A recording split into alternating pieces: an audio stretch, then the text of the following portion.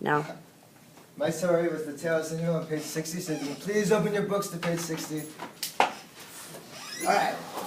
Who in this classroom is from another land? Who was not born in the United States of America? Stand up, don't raise your hand. Stand up, stand up. Where are you from? Toronto, Canada. Where are you from? London. London, India? India? Ethiopia. Ethiopia? Alright, so everyone read the story, I'm guessing? Right. Yes. Alright, so we know the theme of this story, right? What is the theme of the story, in your opinion? Nationalism? What about you? What was the theme of the story to you? I would say the same thing as her. Nationalism? Yeah.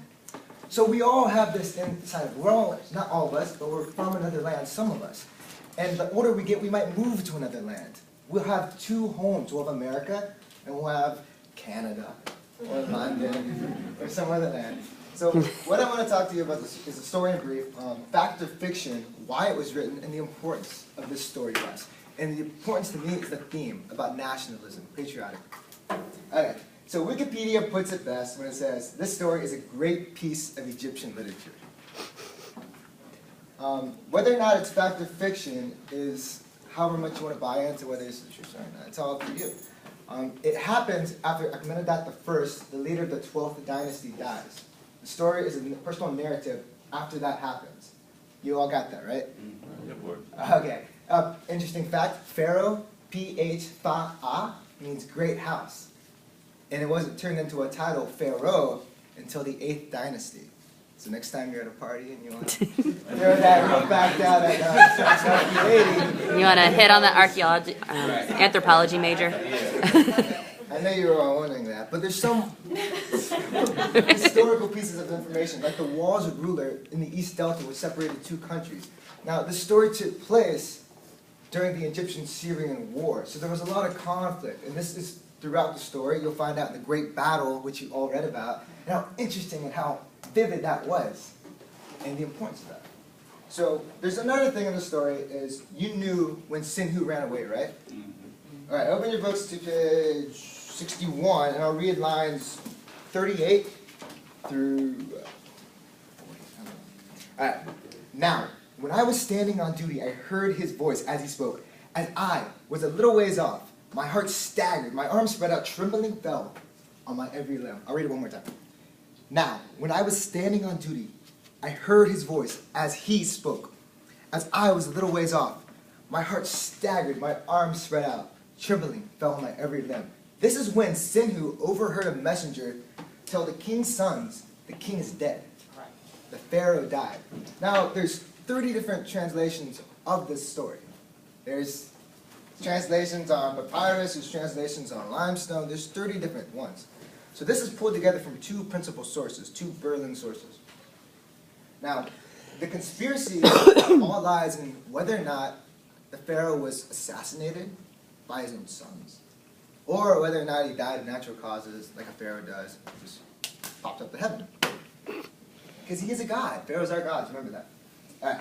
So there's other translations of this story, like I said, so I'll read another translation of the story. It's kind of the same, except for one word has changed.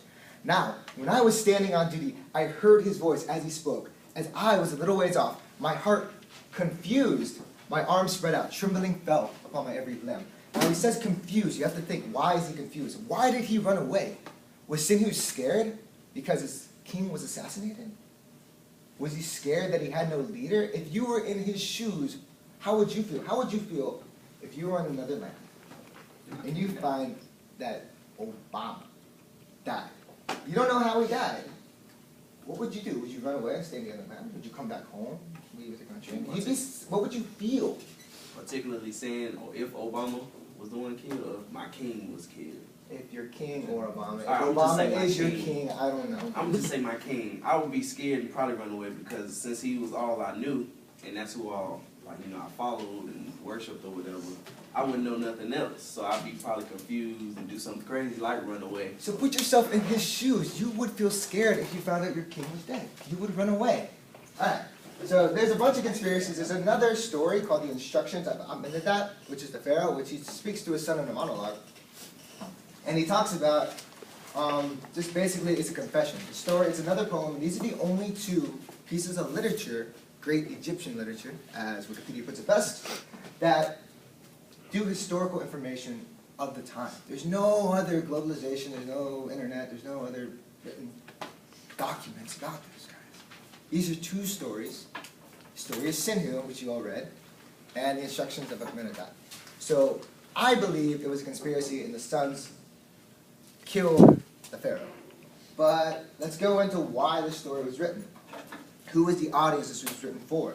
This could have been a personal narrative, a story written because during the journey when they were in Libya, the sons were leading the voyage. The sons were leading this trek. So the sons could not have been in Egypt and killed their father. That could not have happened, right?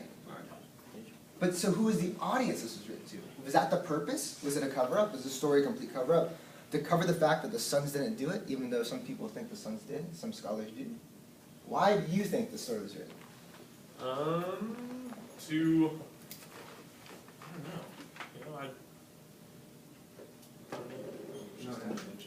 It was just an adventure Yeah, story of a that's great true. battle and That's mostly what I a got. personal from it. hero? Yeah, the adventure story was kind of like, Why do you, all right, so you raised your hand. That's very brave of you. Why do you think the story was written? Well, I was saying that the story was written for propaganda, because at the end he forgives them, but kings only forgive.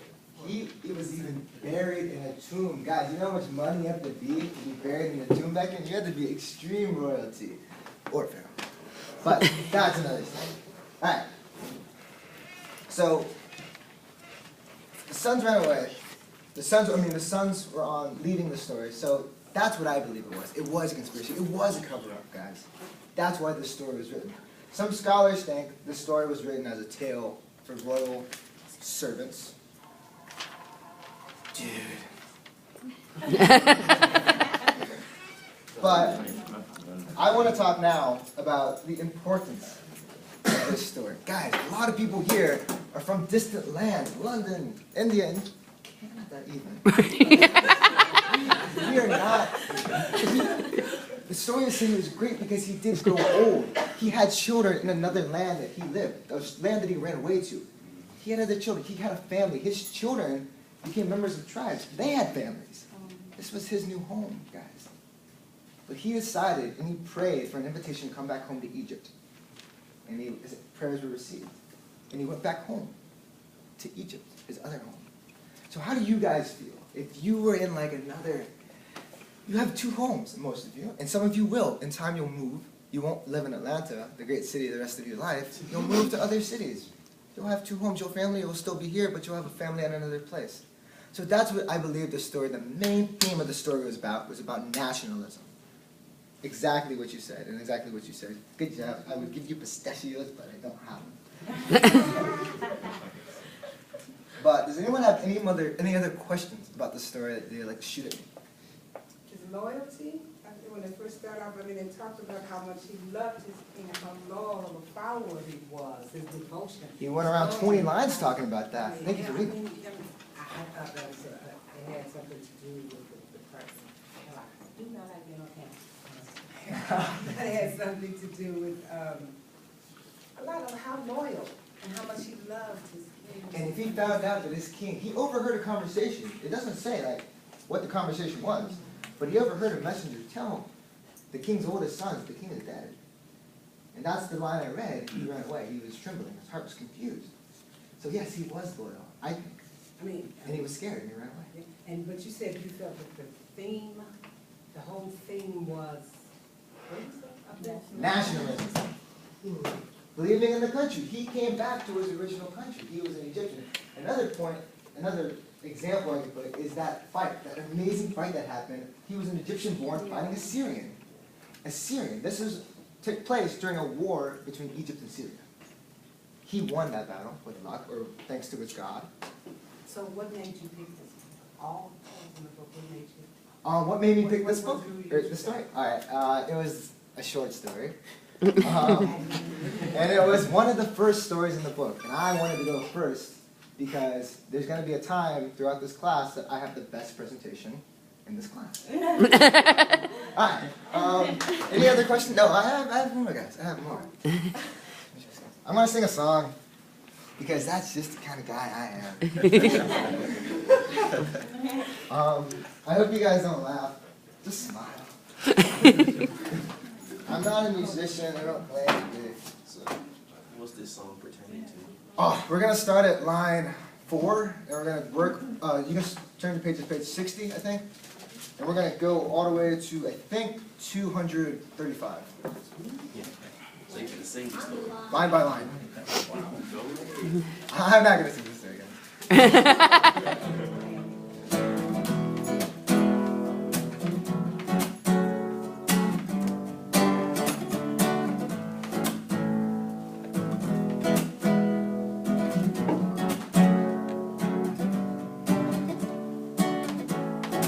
He was a follower who followed his Lord, a servant in the royal chambers. Then came a time where time took their king, Sin, who was of the Libyan land. Leading the trek was the king's oldest sons. They had no idea till a messenger came to tell their sons. Sin, who overheard. You can sing along if you guys want. Now Sin, who was scared, he ran away. His life felt meaningless. He traveled at night while dying of thirst until he met a gracious stranger. The stranger was kind. Gave him a home and his daughter's hand in marriage. The stranger was kind.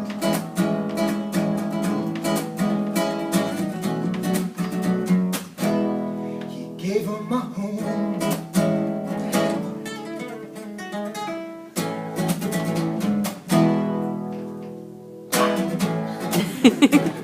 This is my solo.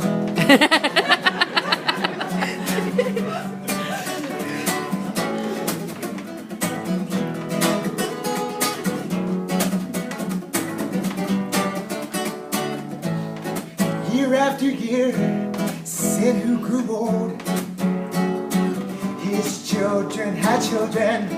Then came a time where he had to pray and find out which was his home. Now Sin, who was not scared, he prayed to his gods for an invitation to come back home.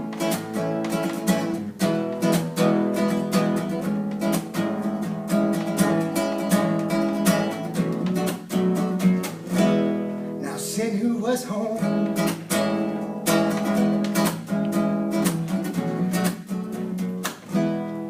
Sin, who was home. Thank you, guys.